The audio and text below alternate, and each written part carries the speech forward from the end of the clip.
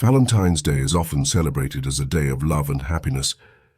It's a time for people to express their affection and appreciation for their loved ones. Many individuals exchange cards, flowers, chocolates, jewelry, and thoughtful gifts to symbolize their feelings.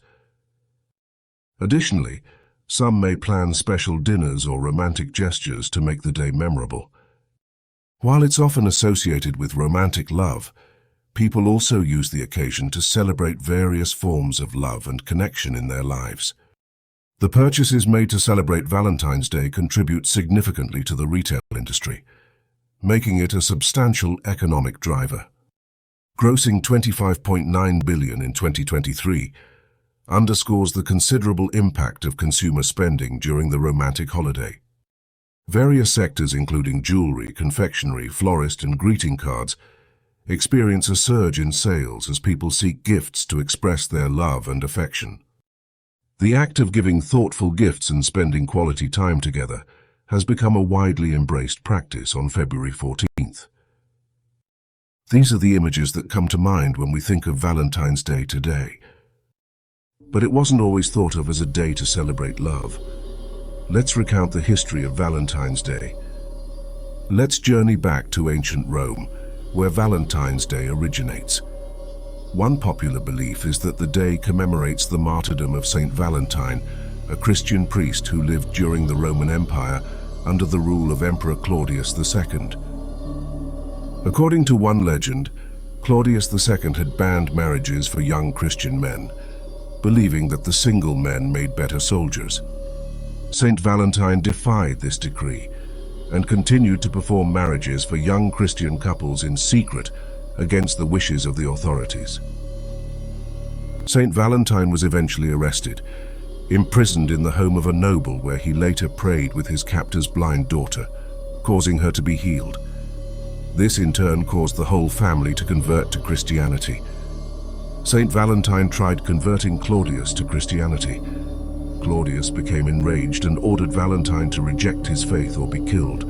He refused to forsake his faith, and this sealed his fate. He was then sentenced to death.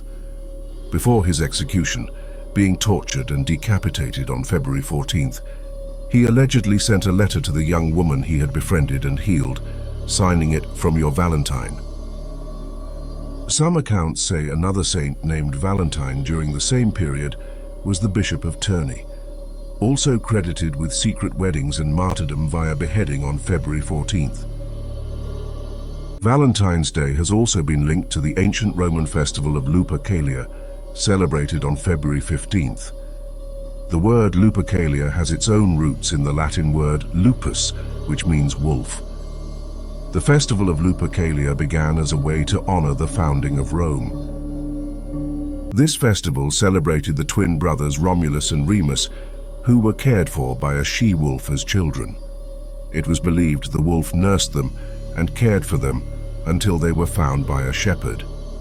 The shepherd and his wife raised the babies as their own during Lupercalia. Two groups of priests, one associated with Romulus and the other with Remus, would meet in the Lupercalia cave within the Palatine Hill. The festivities typically started with a feast and wine, followed by the sacrifice of goats and a dog to the Roman gods. After the sacrifice, two priests would come forward, and the sacrificial blood would be placed on the forehead and then washed off with goat milk. This symbolized the cleansing and reconciliation between the followers of Romulus and Remus. Lupercalia reflects the cultural and religious practices of ancient Rome, providing insights into how they celebrated and expressed their beliefs. By the 5th century, Pope Gelasius issued a decree to suppress Lupercalia due to concerns about its pagan origins, nudity, and drunkenness. The playful and humorous aspect of the festival, where the priest would strip naked, create whips from the hides of sacrifice goats, and lightly whip people as they ran through the streets, is in line with the festive and fertility-focused nature of Lupercalia.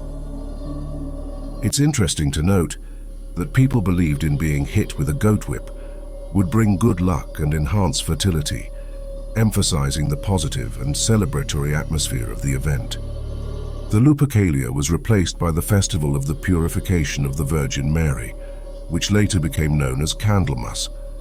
Soon after, the Catholic Church declared February 14th to be a day of feast to celebrate the martyred Saint Valentine. The connection that is drawn between Lupercalia and Valentine's Day is not direct, but the timing and the themes of fertility and love may have contributed to the placement of Valentine's Day in mid-February, about the same time as Lupercalia. The celebration has evolved over centuries.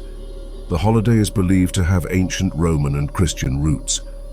It's important to note that the details and historical accuracy of these accounts may vary, as they are often based on legends and traditions passed down through centuries. The association of Valentine's Day with romantic love became more prominent in the Middle Ages.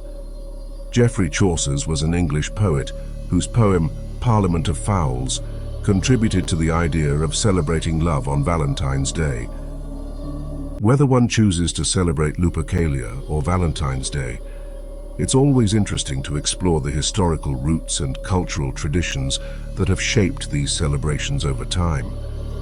While these stories add a romantic and heroic touch to the history of Valentine's Day, the true origins remain unclear, and the holiday has evolved over centuries with cultural and commercial influences shaping its modern celebration. If you enjoyed this video, please like, share, subscribe, and comment. Thanks for watching.